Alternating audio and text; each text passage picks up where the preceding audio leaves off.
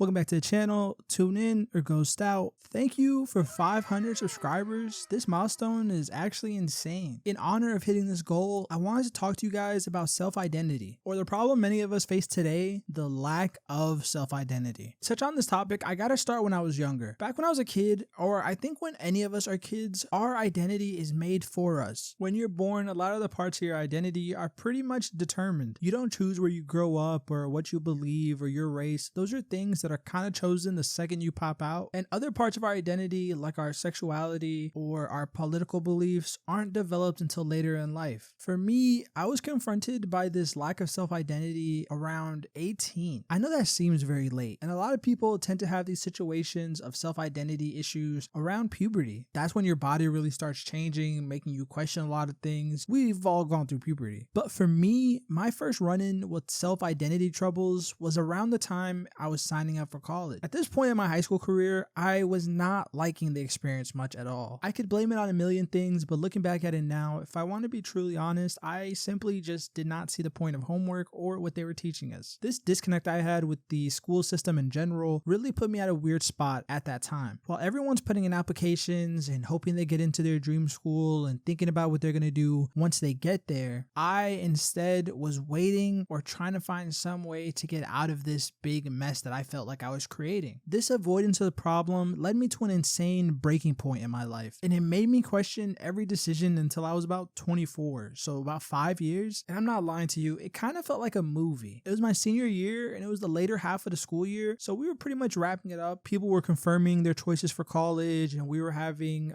college announcement days. I don't know if you guys know what that is, but they would have all the students in the senior body that were, expected to graduate come up to a stage in front of like a pep rally and basically say what colleges they're going to, or if they're going to go to a trade school, like what are they going to do next? And I remember when that day started, they asked me like, hey, we haven't had your submission yet. Do you know where you're going? And I remember on the spot, I made up a crazy lie. My girlfriend at the time she was originally from Michigan. So when my counselor asked what school I was going to, I was like, oh, Michigan State. And I remember saying, I'm going to Michigan State. But my counselor was very annoyed and she took the answer down. Fast forward to this pep rally and I go across the stage, they say Michigan State, Spartans, everything. I walk through, I confirm it. As I walk past, the counselor pulls me to the side and says, hey, come to my office after this. We need to talk. So I reluctantly wait till this pep rally finishes to go talk to my counselor. Right after the last class of the day, I went to go talk to the counselor and she simply asked me, I'm not trying to pressure you, but what are you going to do? I had no words to say. I didn't have a response back. And it's weird because with my counselor, I was talkative. Not as much as I should be. I wasn't scheduling meetings to get answers on stuff. But when I was posed with the what are you going to do next question, I remember just sitting there lost because I know what everyone else was doing. I know what people wanted me to do, but I knew what I wanted to do. But for a lot of time in high school, all the things that everyone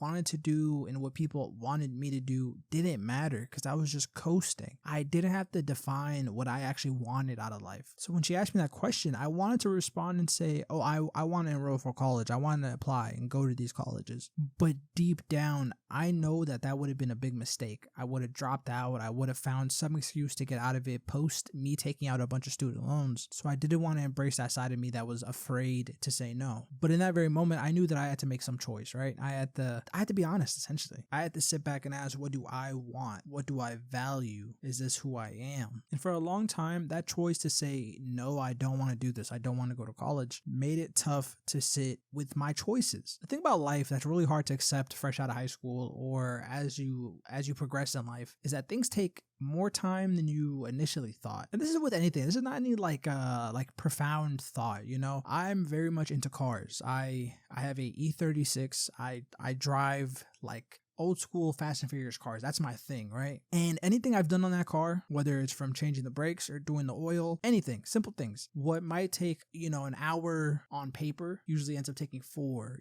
something that might take a day ends up taking a week. And when you multiply that by the amount of time that life is, everything usually gets dragged out longer than you expected. So post me leaving high school, I expected my choice of not going to reflect positively quickly, I chose to not do this major thing, so I was hoping that the jump off or the pop off of that decision would be very strong to reinforce like, oh, you made a good decision of like not going, this was the right path. Well, that's what they don't tell you. I graduated and and then things literally stopped. It felt like I didn't know what I was doing, and it felt like I should have been going to college. That felt like the answer that seemed best at the moment, even though I had several friends telling me that they regretted signing up on that dot and taking on those loans. It just seemed easier to have a predestined path than to forge something with no blueprint. So this one singular decision at 18 would later go on to just make me second guess every decision I had, leading me to make worse decisions and get to a point of asking like, okay, am I making the choices that I'm making as clear-headed as the day that I chose not to go to college? I became so risk adverse. I used to be very pro risk. I like taking leaps of faith.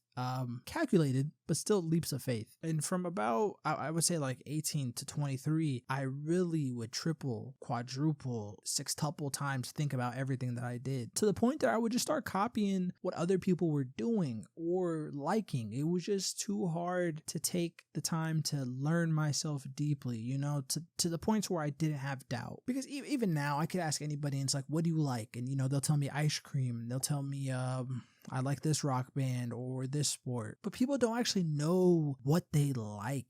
What are their morals? What are your tastes, your aspirations? People barely even have hobbies that they know about. So as I kept being more mindless and just doing what other people did, I was going out, I was drinking, I was turning into a person that strayed heavily to the person that I was prior to the end of high school. This new person I thought was the adult form of me. This is who my identity was. I was average. And I kept trying to stay in that average, the average person bubble. I tried to listen to the things that they listen to, mainstream music. I just bought into it all until I took a step back and realized what I was doing. I mean, guys, it got so bad that I was questioning if I really should even play video games anymore. And this is a common thing that a lot of people, as they get older, do to themselves. They age gate things, or they start putting weird limitations on things that they like because other people told them to do that. And the people I was hanging around were emphasizing the awesomeness of the club and going out and living that lifestyle, and I thought it was weird to sit at the home and play the game. Like, me trying to fit in so much was rewiring the things that were true to me before I even asked questions about myself. So at like 23, I started wanting to put myself in situations where I felt comfortable and didn't feel like I was putting on an act for other people,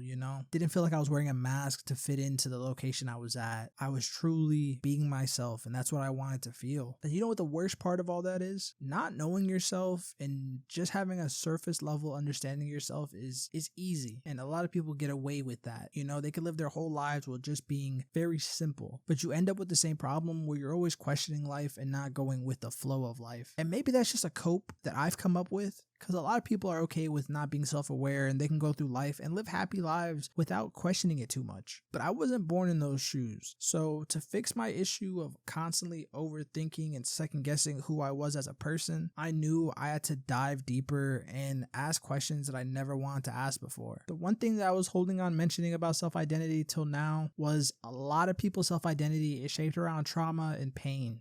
Made by the moments where they felt like they missed out or had to fit in. Self-identity requires you go to the highest of your peaks and the lowest of your valleys. What truly makes you a person? Where do your morals lie? Why do you feel the way you feel about the butterflies that fly around? Some can discover self-identity by just asking a million questions and answering it for themselves, but even then, it's truly not the way that you gain self-identity. When I felt lost and wanted to find myself, I didn't turn more to myself. I looked at the world around me and saw what it meant to me. I think we forget that we're people in a society that's on a planet which is in a world.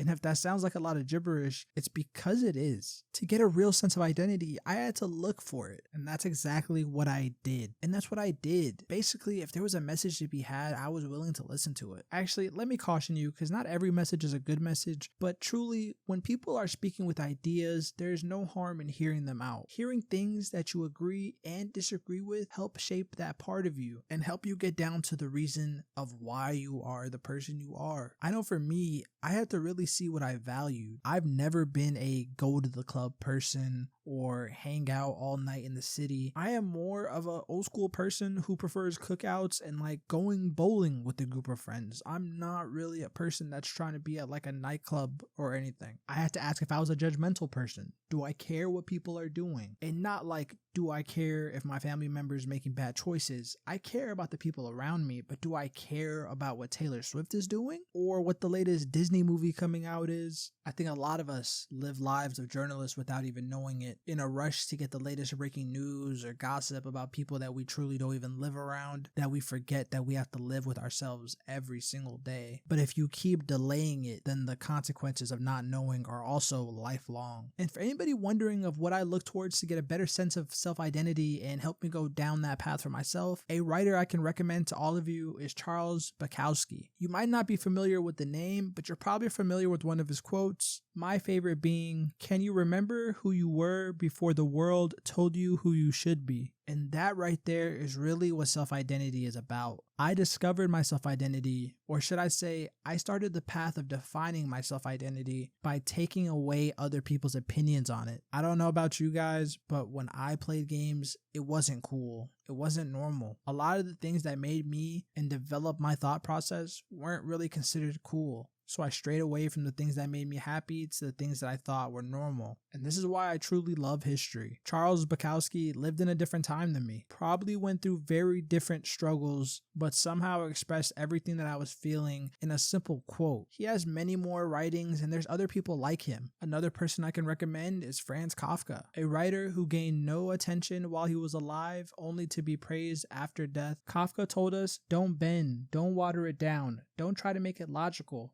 Don't edit your own soul according to the fashion. Rather, follow your most intense obsessions mercilessly. Your self-identity will never be liked by everybody, and everybody will have a better way for you to live your life. But the soul in your body is the only thing that tells you when you feel fulfillment, not other people's words. If you go through your whole life denying who you are, trying to fit in or blend in, you lose what makes you spark. On this road to self-improvement that a lot of us are on, we listen, we are open ears, and we are looking for advice to change our lives. If I can leave you with any piece of advice, develop yourself. The beauty of self-identity is that it doesn't justify you staying in your safe spot. I know as I've been talking, it seems like I use self-identity as an excuse to go to the things that I find comfort in, my video games or staying inside. But I use those as an example because those were the things that kept me grounded in my life. Video games, for good or bad, have been there for me always and have expanded my reaches in life by a lot. Even now, I'm using video games as a venue to talk to you guys about things that run around in my head. So once I accepted that this was a part of my identity and video games were true to my character and they're things that I like,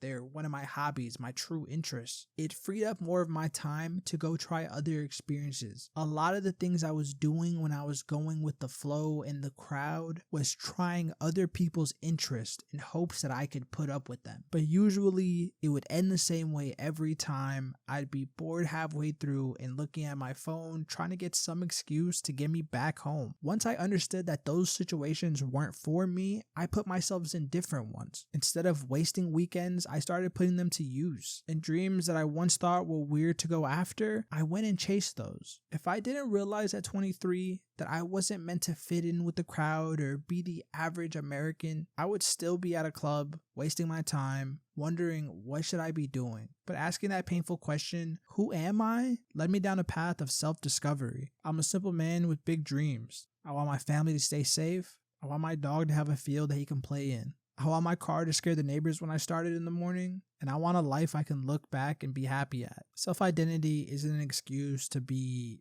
closed off to the world. In fact, I think it makes you more ready to tackle the world. It's not about being loud about who you are or always flaunting the things that make you you. It's about having a center. What do you value? What do you love? And you move in accordance to those things. So yeah, next time you get presented with a big life question or even a small one, take a step back and think about it. Is it true to you? Is it going to put you where you want to be in the future? Is it one step closer to the dream you have envisioned? Or is it just another detour on the path of life that you're being chauffeured around in? If you resonate with anything I said today, please drop a comment. This was a longer video to thank you guys for 500. The progress is insane. Thank you from the bottom of my heart for every subscription, every like, every comment. It's nice to have a conversation with you guys. Thank you guys for tuning in. Until next time.